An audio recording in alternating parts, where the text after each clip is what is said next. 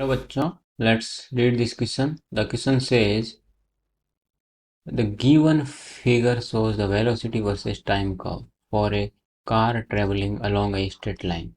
Which of the following statements is false?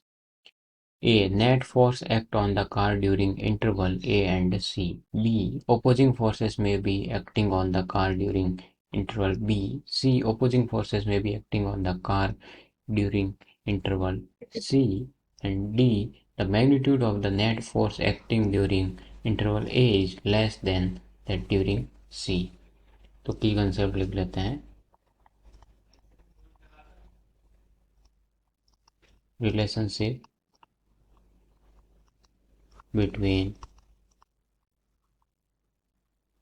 velocity and acceleration. तो you know that acceleration होता है, वो होता है slope of V T graph और dv बाई dt. तो अब ए पूछ रहा है net forces act on the car during interval A and C. तो ये ट्रू हो गया. हमें फॉल्स पूछा गया है क्योंकि एक A and during time period और interval during interval A and C, A and C जो dv बाई dt है वो नॉट इक्वल टू ज़ीरो है. तो नेट फोर्स काम कर रहे हैं. dv बाई dt ज़ीरो है, इसका मतलब स्लोप है वो ज़ीरो नहीं है. जैसे b में देख रहे हैं स्लोप ज़ीरो है तो नेट फोर्स है सेक्टोन. तो ये ट्रू हो गया.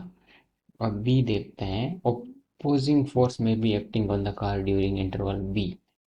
तो b net force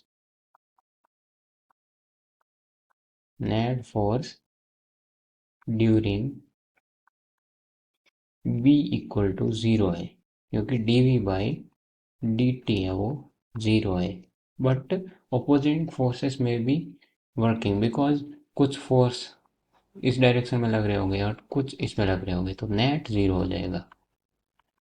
but opposing forces में भी वर्क, ये भी हो सकता है कि कोई फोर्स वर्क भी ना कर रहा हो और अपोजिंग कर रहे हैं तो फिर सही डायरेक्शन में भी कर रहे होंगे. तो ये भी ट्रू हो गया. ये भी ट्रू ऑप्शन हो गया.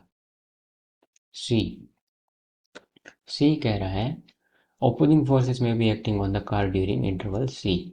तो C के according dv by dt interval C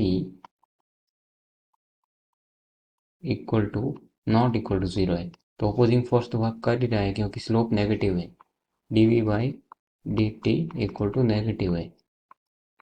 हाँ, हो सकता है कुछ सही डायरेक्शन में फोर्स भी काम कर रहे हो बट वो लेस देन नेगेटिव फोर्स हो. तो ये भी ट्रू हो गया.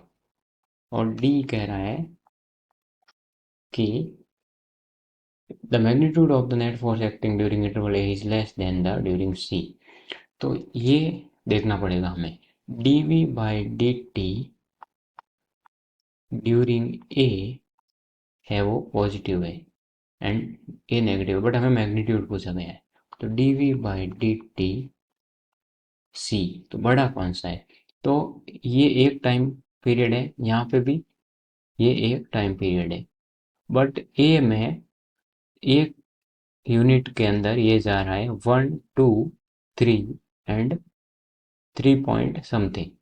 और इसमें कितना जा रहा है 1 पूरा और हाफ एंड हाफ 2. ये 2 ही जा रहा है, वो 3 पॉइंट समथिंग जा रहा है. तो बड़ा कौन सा हुआ, ज़्यादा स्लोप किसकी है, ए टाइम पीरियड की. तो वो बोल रहा है कि मैग्नीट्यूड है वो ए का लेस देन सी है जबकि ग्रेटर देन है. तो ये हो गया false answer. False. So the correct answer is option D जो कि फॉल्स स्टेटमेंट है. Hope you understood it. Best of luck.